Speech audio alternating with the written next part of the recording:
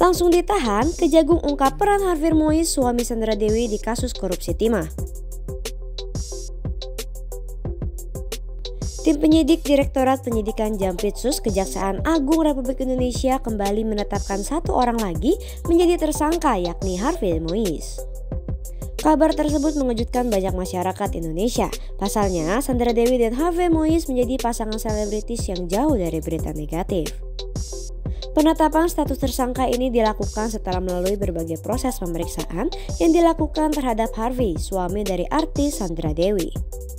Harvey diperiksa terkait perkara dugaan tindak pidana korupsi dalam tata niaga komoditas timah wilayah izin usaha pertambangan atau IUP PT Timah Tbk tahun 2015 sampai 2022. Dirdik Jampitsus Kuntati menyebut Harvey Mois selaku perpanjangan tangan dari PT Refine Bangkatin atau RBT, salah satunya berperan mengakomodir kegiatan pertambangan liar. Setelah beberapa kali menggelar pertemuan, Harvey dan RZ menyepakati kegiatan akomodir pertambangan liar tersebut dengan sewa menyewa peralatan proses peleburan timah.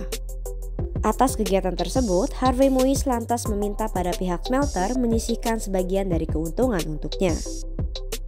Dalam pelaksanaannya, penyerahan keuntungan tersebut dibungkus dengan dalih pembiayaan program CSR melalui PT KSA dengan difasilitasi tersangka Helena Lim. Dalam perkara ini, Harvey dijerat dengan pasal 2 ayat 1, pasal 3 Jangco, pasal 18 Undang-Undang Nomor 19 Tahun 2019 tentang tindak pidana korupsi Jangco, pasal 55 KUHP ayat 1 ke 1. Tim penyidik setelah memeriksa sebanyak 142 orang saksi dan berdasarkan hasil pemeriksaan, status Helena Lim selaku manajer PT QSA dinaikkan menjadi tersangka. Tersangka Helena selaku diduga kuat telah membantu mengelola hasil tindak pidana kerjasama sewa menyewa peralatan prosesing peleburan timah di wilayah IUP PT Timah Tbk. Yang mana perbuatan itu dilakukan dengan memberikan sarana dan fasilitas kepada para pemilik smelter dengan dalih menerima atau menyalurkan dana CSR. Perbuatan ini sejatinya hanya menguntungkan diri tersangka sendiri dan para tersangka lain yang telah ditahan sebelumnya.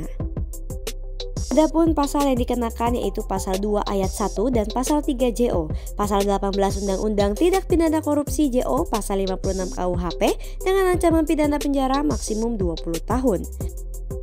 Berdasarkan hasil perhitungan ahli lingkungan dari IPB, Bambang Herusaharjo menilai negara menelan kerugian hingga 271 triliun akibat dampak lingkungan yang timbul. Helena Lim akan ditahan di Rumah Tahanan Negara Salemba, Cabang Kejaksaan Agung selama 20 hari ke depan, terhitung mulai tanggal 26 Maret 2024 sampai dengan 14 April 2024. Helena Lim tidak mengeluarkan sepatah kata pun. Ia digiring penyidik Kejagung ke mobil tahanan setelah pihak Kejaksaan Agung RI menyampaikan konferensi pers. Sampai dengan saat ini sudah ada 14 orang yang ditetapkan sebagai tersangka pada kasus tersebut. 2 diantaranya merupakan mantan petinggi PT Timah Tbk. Bagaimana menurut kalian Hoppers? Jangan lupa tulis pendapat kamu di kolom komentar ya.